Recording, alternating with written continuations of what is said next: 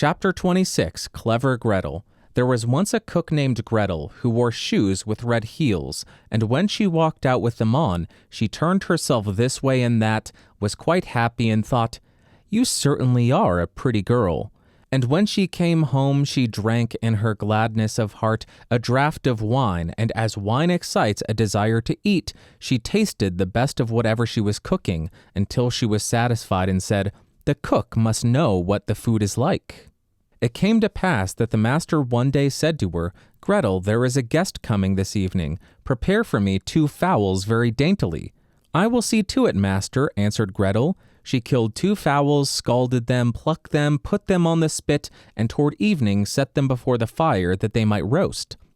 The fowls began to turn brown and were nearly ready, but the guest had not yet arrived. Then Gretel called out to her master, "If the guest does not come, I must take the fowls away from the fire, but it will be a sin and a shame if they are not eaten the moment they are at their juiciest." The master said, "I will run myself and fetch the guest." When the master had turned his back, Gretel laid the spit with the fowls on the side and thought, "Standing so long by the fire there makes one sweat and thirsty. Who knows when they will come? Meanwhile, I will run into the cellar and take a drink." She ran down, set a jug, said, "God bless it for you, Gretel," and took a good drink, and thought that wine should flow on and should not be interrupted, and took yet another hearty draught. Then she went and put the fowls down again to the fire, basted them, and drove the spit merrily round. But as the roast meat smelt so good, Gretel thought, "Something might be wrong, it ought to be tasted." She touched it with her finger and said, "Ah, how good the fowls are! It certainly is a sin and a shame that they are not eaten at the right time." She ran to the window to see if the master was not coming with his guest, but she saw no one and went back to the fowls and thought, "One of the wings is burning. I had better take it off and eat it." So she cut it off, ate it, and enjoyed it, and when she had done, she thought, "The others must go down too, or else master will observe that something is missing." When the 2 wings were eaten, she went and looked for her master and did not see him. It suddenly occurred to her, "Who knows, they are perhaps not coming at all and have turned in somewhere."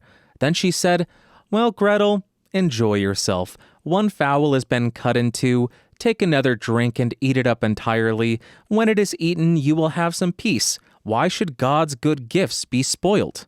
So she ran into the cellar again, took an enormous drink, and ate up the chicken in great glee. When one of the chickens was swallowed down and still her master did not come, Gretel looked at the other and said, "What one is, the other should be likewise. The 2 go together. What's right for one is right for the other. I think if I were to take another draught, it would do me no harm." So she took another hearty drink and let the second chicken follow the first. While she was making the most of it, her master came and cried, "Hurry up, Gretel, the guest is coming directly after me." "Yes, sir, I will soon serve up," answered Gretel. Meantime, the master looked to see what the table was properly laid, and took the great knife, wherewith he was going to carve the chickens, and sharpened it on the steps. Presently the guest came and knocked politely and courteously at the house door. Gretel ran and looked to see who was there, and when she saw the guest, she put her finger to her lips and said, "Hush, hush, go away as quickly as you can. If my master catches you, it will be the worst for you. He certainly did ask you to supper, but his intention is to cut off your 2 ears. Just listen how he is sharpening the knife for it." The guest heard the sharpening and hurried down the steps again as fast as he could.